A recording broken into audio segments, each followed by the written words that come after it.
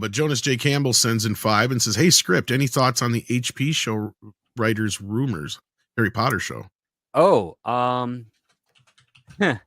well, some of the people that have been thrown around, it's kind of all over the place. If memory serves, there was Francesca Gardner, who was a producer on Succession.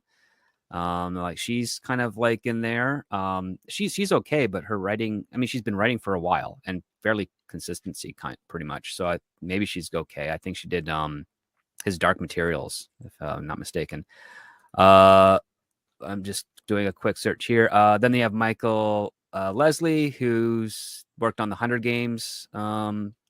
Recently, he's been working since 2005. So maybe he's going to be the one that's going to contend it because he's kind of got more of the experience. Then you got Tom Moran, who is pretty new, started writing, professionally just in like 2019. So I would probably it'd not be a good idea to go with him, not for a showrunner at least, maybe writer's room. Then you have Kathleen Jordan, someone who got started at the worst time to get started in Hollywood, which is right around the time the 45th president of the United States was elected.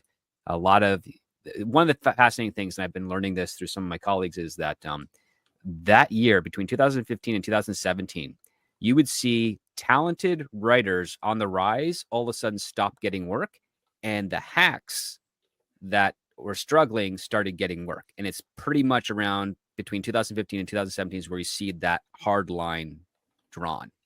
And it's very, very fascinating. And is that because of Die? It's a little bit because of Die, and also a little bit because of the reaction to the rest of the country voting for a president that Hollywood and some people in the industry deemed not legitimate.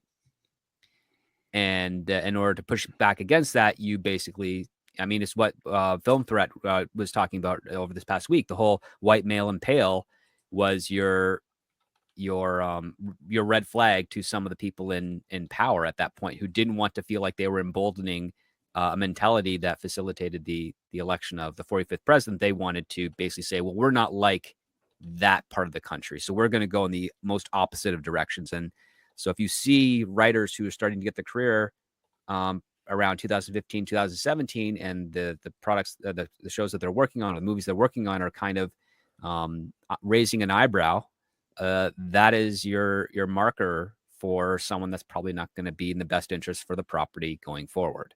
Right now, it's not 100%, but the statistics are in your favor. That's going to be a case. And then if you see people who maybe started, I would say, between 2000 and 2010, and then all of a sudden they have a gap, and then they're starting up again more recently because some of these people that I've been speaking to have been starting getting work recently. Me is one of them, of course. You're going to actually have a better chance that, if this person started, say, 2002 as a writer, and they started and they're working credits, like you'll have a credit every other year or every year or so forth, and all of a sudden stops around 2015 to 2017, and now it's picking up again in 2023 or 2024. That should tell you that this was probably a really good writer, and the industry and certain players in the industry were blocking them. And now that the industry needs them in order to make money again, they're saying, oh, it's okay, we can no longer do that model anymore. So they're going to be coming back. So that's what you have to kind of pay attention to. And that's, and when it comes to the showrunner rumors, I think it's a little bit too early to tell at this point. Some of the choices seem good. Some of them seem worrisome. We'll just have to wait and see. And I believe J.K. Rowling has a say in selecting who the showrunner is going to be. So hopefully she makes the right call, because she'll be working closely with them in the adaptation of this Max series. All right. There you go, Jonas. You got your $5 out of that. You definitely got your $5 worth.